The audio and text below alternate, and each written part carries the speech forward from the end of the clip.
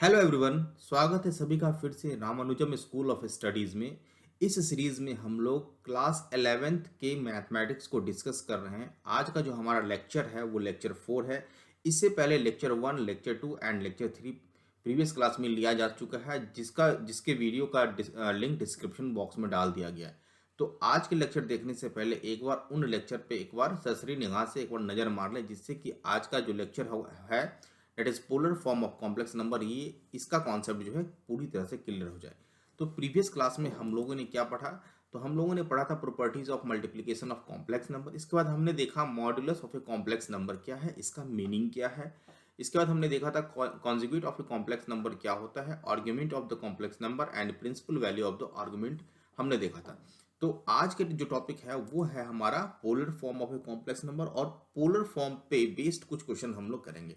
तो सबसे पहले कॉन्सेप्ट को डिस्कस करते हैं।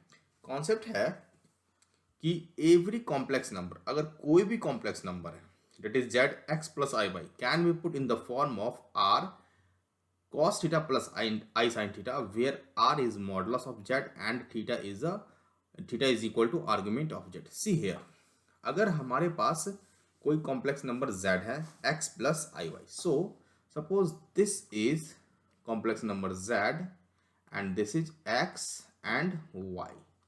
That is z is, अगर हम z यहाँ पे देखें, so this is x plus i y है, और यहाँ पे हम लोग देख रहे हैं कि ये जो जेड कॉम्प्लेक्स नंबर है ये एक्स एक्सिस से, suppose this angle is made by angle x axis, ये हमारा थीटा है। तो पोलर फॉर्म में हम लोग यहाँ पे मॉडुलस, ये जो आर है that is the distance of complex number from z, so this is r, so r is equal to modulus of z, जो कि हम लोग पहले डिस्कस कर चुके हैं। नाउ अगर हमें पोलर फॉर्म में डालना है, सो हमें यहाँ पे एक तो आर्गुमेंट ऑफ कॉम्प्लेक्स नंबर निकालना है और डिस्टेंस निकालना है। तो अब हम यहाँ पे क्या करेंगे कि यहाँ से हम एक परपेंडिकुलर ड्रॉ करेंगे, किस पे? रियल एक्सिस पे। Suppose this is real axis and this is imaginary axis. जब हम परपेंडिकुलर ड्रॉ करते हैं तो हमारे पास दो चीज है, रियल पार्ट ऑफ जेड, और रियल पार्ट ऑफ जेड क्या है? हमारा x है, और imaginary part of z, imaginary part of z क्या है? हमारा y है।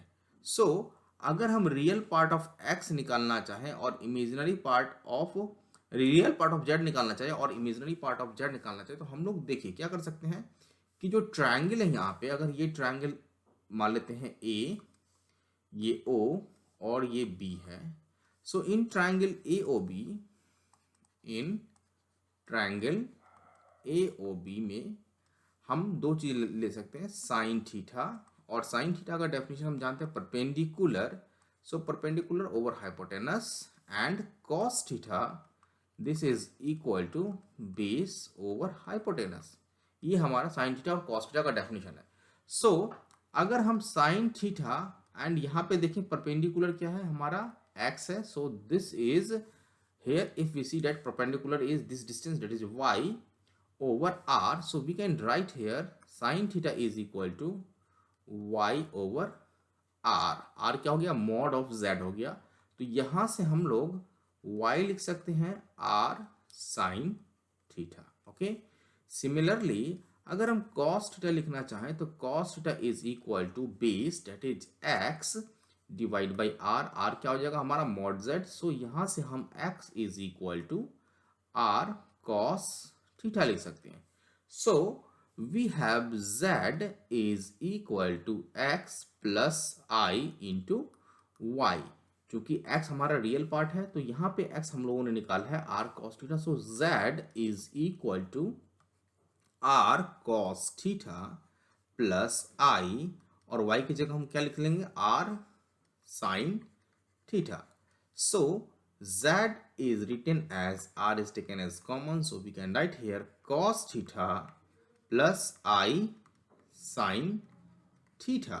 Right, now if we write r is equal to mod z, so z is equal to, that is the complex number, this is equal to mod of z into cos theta plus I sin theta। तो ये हमारा क्या हो गया? Complex number Z polar form में हम लोगों ने लिख लिया। इंपॉर्टेंट यहाँ पे क्या है कि ये जो थीटा है, this theta is argument of Z. Okay, पहला तो ये। दूसरा कि ये थीटा प्रिंसिपल वैल्यू भी हो सकता है, प्रिंसिपल वैल्यू भी हो सकता है, राइट। तो हम आर्गुमेंट ऑफ जेड ले सकते हैं या प्रिंसिपल वैल्यू ले सकते हैं। आर्गुमेंट ऑफ जेड बहुत होगा, और सबसे इंपॉर्टेंट ये है कि जो हमारा पोलर फॉर्म में जो होगा वो हमेशा कॉस थीटा और प्लस आई साइन थीटा के फॉर्म में होगा। एज फॉर एग्जाम्पल, अगर हम एग्जाम्पल को देखें तो अगर हम लोग पोलर फॉर्म में एक कॉम्प्लेक्स नंबर को लिखना चाहें, देखिए यहाँ से क्लियर हो जाएगा बहुत कुछ। कॉम्प्लेक्स नंबर हम लोग ले लेते हैं z, this is equal to -1 minus i. मान लेते कि z कॉम्प्लेक्स नंबर है जिसे हमें पोलर फॉर्म में लिखना है। ओके, सो अगर हम देखें तो real part of z, this is x and this is equal to -1। imaginary part of z, this is equal to minus, that is y, and this is equal to again -1 because यहाँ पे i के साथ -1 multiply में है। सो सबसे पहले modulus of z is, जो हम डिफाइन किए थे, x square plus y square, that is real part of z square plus imaginary part of z square, that is x square plus y square. So mod of z is x is equal to -1 square plus -1 square. So we have -1 square, that is 1 plus 1. So modulus of z हमारे पास आ गया √2. So we have to find the value of argument of z. So argument of z क्या होता है कि अगर cos theta this is equal to x over √x square plus y square, और sin theta this is equal to y divided by √x square plus y square। इस दोनों equation को simultaneously जो एंगल सेटिस्फाई करेगा वो हमारा argument हो जाएगा। तो यहाँ पे हम लोग देखते हैं x is equal to -1 divide by √x square plus y square, ये हमने कैलकुलेट किया √2। जब cos theta is equal to -1 by √2 होता है तो इस केस में जो हमारे पास थीटा आ जाता है, that theta is equal to 3π/4 and 5π/4, 5π/4। और जब हम साइन थीटा निकालेंगे तो this is equal to -1 divide by √2, क्योंकि यहाँ पे y is equal to -1। So again here we have theta this is equal to 5π/4, okay, and 7π/4। Now see here कौन सा दोनों वैल्यू है, कौन सा वो थीटा है जो दोनों इक्वेशन को सेटिस्फाई करेगा। तो यहाँ पे हमारा π/4, 5π/4 है। So argument of z this is equal to 5π/4। तो यहाँ से हमारे पास आर्ग्यूमेंट ऑफ z आ गया। अब हमें क्या करना है, अब हमें निकालना है कि पोलर फॉर्म में z को कैसे लिखना है। सो z is written as in polar form as modulus of z into cos, यहाँ पे हमारा argument of z, okay, plus i sine argument of z। Okay, now mod z हमने प्रीवियस स्लाइड में देखा था, mod z is equal to √2। So we can write here mod z is equal to √2 into cos argument of z we calculate here 5π/4, so cos 5π/4 plus i sin this is 5π/4। तो ये हमारा हो गया argument of z। Okay, now important क्या है यहाँ पे कि ये हमारा आर्ग्यूमेंट है, that is एम्पलीट्यूड। तो बहुत सारे जनरल वैल्यूज आर्ग्यूमेंट के हो सकते हैं, तो वो सारे जनरल वैल्यूज जो आर्ग्यूमेंट में होंगे वो सारा, अगर हम उस एंगल को रखेंगे तो ये सारे के सारे पोलर फॉर्म में होंगे। ओके, तो जनरली हम लोग प्रिंसिपल वैल्यू को कंसीडर करते हैं। ओके, सो अगर हम देख रहे हैं कि यहाँ पे जो थीटा है, प्रिंसिपल वैल्यू क्या होता है, प्रिंसिपल वैल्यू वो वैल्यू होता है, वो वैल्यू का थीटा का वो वैल्यू जो -π से बड़ा और π से छोटा होता है। ओके, यहाँ पे हम लोग देख रहे हैं कि थीटा क्या है, जो आर्ग्यूमेंट है डेट इज 5π/4 है। ओके, क्योंकि ये π से अधिक है तो जब भी हमारा आर्ग्यूमेंट π से अधिक होगा तो प्रिंसिपल वैल्यू को फाइंड आउट करने के लिए हम इसमें से 2 पाई को घटा लेते हैं। सो जो प्रिंसिपल वैल्यू होगा this is equal to 5 pi by 4 minus 2 pi.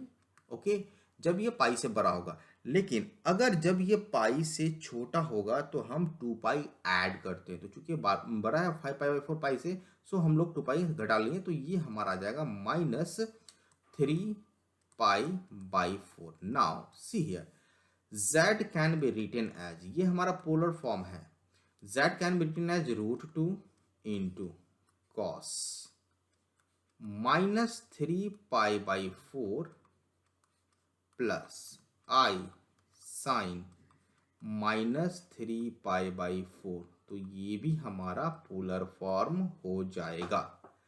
But अगर हम यहाँ पे cos minus theta is cos theta होता है और plus i sine minus theta is minus sine theta होता है, तो अगर हम इससे इसी कॉम्प्लेक्स नंबर को इस हिसाब से लिखें कि √2 into cos 3 pi by 4, okay, minus i sine 3 pi by 4, चूंकि 3 पाई बाई 4 क्या है हमारा साइन माइनस थीटा में है, तो sine minus theta is minus sine theta, so ये हमारा इस तरह से आ गया। तो यहाँ पे जो प्लस का साइन है वो माइनस का साइन हो गया। तो इस केस में ये नॉट इन पोलर फॉर्म, ये नॉट इन पोलर फॉर्म होगा, तो ये हमारा पोलर फॉर्म में नहीं होगा। सो इम्पॉर्टेंट क्या है कि यहाँ पे पोलर फॉर्म के लिए प्लस का साइन होना चाहिए। दूसरा, यहाँ पे जो 5 पाई बाई 4 है जो थीटा है वो आर्गुमेंट होना चाहिए। आर्गुमेंट कुछ भी हो सकता है, जनरल वैल्यू भी हो सकता है, और बेटर रहेगा कि अगर हम प्रिंसिपल वैल्यू को दें तो हमारा करेक्ट पोलर फॉर्म आएगा। वैसे करेक्ट तो ऊपर वाला भी है, तो जनरली हम प्रिंसिपल वैल्यू को देते हैं। तो इस तरह से मॉडुलस निकाल के, आर्गुमेंट निकाल के, प्रिंसिपल वैल्यू निकाल के और प्लस साइन को रख के हम पोलर फॉर्म बना सकते हैं कॉम्प्लेक्स नंबर को, राइट। तो ये पूरे कॉम्प्लेक्स नंबर के पोलर फॉर्म का कॉन्सेप्ट है।